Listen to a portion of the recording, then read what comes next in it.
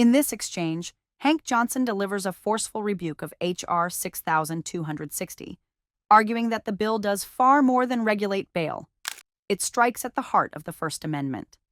Drawing direct lines between today's nonprofit bail funds and the civil rights movement of the 1950s and 1960s, Johnson frames the legislation as an attack on peaceful protest, community solidarity, and constitutional protections.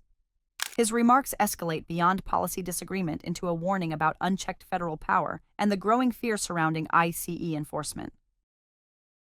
With respect to H.R. 6260, the Keeping Violent Offenders Off Our Streets Act, Keeping Violent Offenders Off Our Streets Act should be the name of a bill to remove ICE officers from our streets. But to digress and go back to this bill, it would define bail bonds as an insurance product, and it's intended to target nonprofit bail funds that raise money to pay the cash bonds of indigent detainees.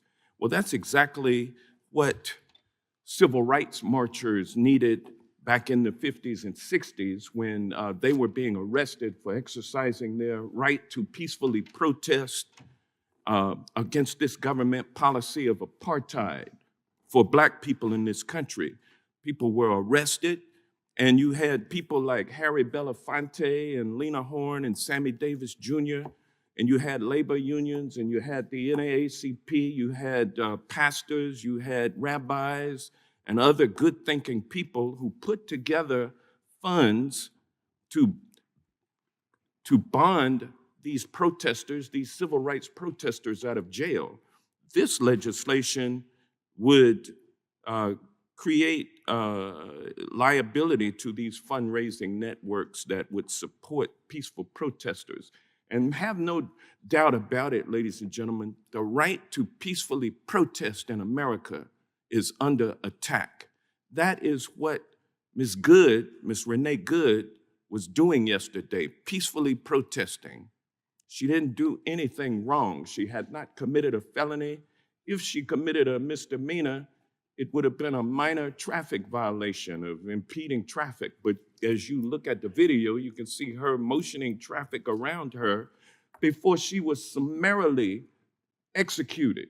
Whether or not you want to call it manslaughter, whether or not you want to call it murder, it's definitely a homicide. And in my opinion, it's when prosecutors get someone who shoots into someone's car who is not an agent of the federal government, they will charge that person with the highest offense, which would be murder.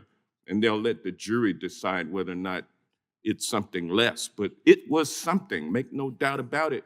When an agent, he wasn't a law enforcement officer, he was just a ICE agent, could have been a goon. The way that they approached that vehicle and scared that woman, told her to get the fuck out the car. Order. Yeah, that's what was said. Now, Yeah, it's the second time the committee but that is has what had to the listen agent, to profanity. That is what that Ridiculous. agent told that woman. This is That woman. It's the House of Representatives. Committee will be in order. United States House. That woman was fearful Stop for with her life. profanity. Yeah. That woman Ridiculous. I would remind the members that there's appropriate language to be used in committee. The gentleman from Georgia controls the time. I would like to have my 45 seconds. I've been very flexible on the time, and you will get an extra 20 seconds if you really need it, and we need to listen to it. You'll get it. Yeah. Well, you're going to censor me now, like you're I'm trying not to censoring censor anyone. I haven't the censored people anyone on the today. Streets of Minneapolis. It's time to remove these out of control ICE agents who have not had law enforcement training, but yet they're trying to apply the laws of this state to the citizens of that jurisdiction. They are a severe threat to public safety wherever they go. And we need to be holding hearings. Instead of this committee gave ICE $60 billion to detain and like what that agent was doing yesterday, trying to subdue this peaceful protester, this lady. You gave them $60 billion to do that, and you gave another $858 million for bonuses for these ICE agents that you recruit from among the 1,600 plus dangerous people that you have pardoned on January 6th. These criminals that were released back into our communities are now probably serving as goons in ICE, and they've been unleashed on our people. And then this legislation would prevent people who are protesting their unlawful activities. We prevent them from raising money to get these people out of jail on bond. I think it's outrageous that this committee would sit here on this particular day and consider this kind of legislation, which does nothing but hurts the First Amendment rights of people under the guise of getting at indigent detainees who are detained by ICE. Shame on this committee, and I yield back.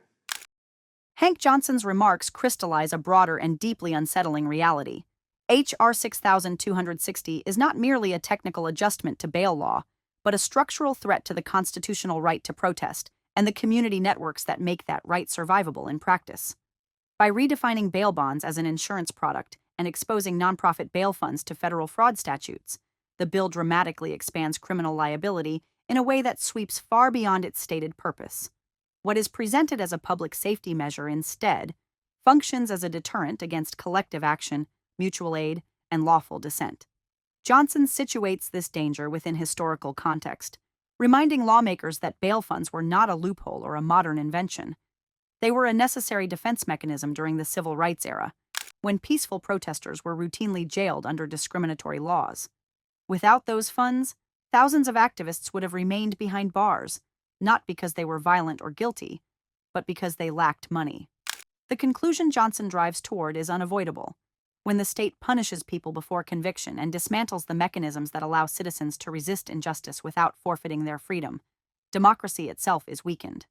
Pretrial detention already affects nearly 500,000 people nationwide, many of whom are legally innocent, but held solely due to inability to pay bail. H.R. 6260 compounds this injustice by targeting the very organizations that prevent poverty from becoming a de facto prison sentence. Johnson's reference to the killing of Renee Good sharpens this argument into something more immediate and visceral. He frames the incident as a peaceful protest met with lethal force, arguing that the response would almost certainly have been prosecuted as murder had the shooter not been a federal agent. Whether one calls it manslaughter or homicide, Johnson insists the core issue is unequal accountability, a system where federal authority insulates itself from consequences while ordinary citizens face the harshest outcomes. Equally alarming is Johnson's depiction of ICE as an agency operating beyond meaningful restraint or democratic oversight. He challenges the assumption that ICE agents function as traditional, well-trained law enforcement officers, instead portraying an enforcement culture that relies on intimidation, escalation, and fear. This concern is amplified by the scale of congressional funding. Tens of billions allocated for detention infrastructure and hundreds of millions more for recruitment incentives, even as serious questions persist about training standards, use of force policies, and civilian accountability. Johnson's reference to January 6th pardons is not incidental. It underscores his fear that individuals previously linked to political violence may now be absorbed into federal enforcement roles, further eroding public trust and blurring the line between lawful authority and coercive force. At its core, Johnson's argument is not rhetorical outrage, but a constitutional alarm. H.R. 6260, he argues, punishes poverty, suppresses dissent, and reframes protest as inherently suspect.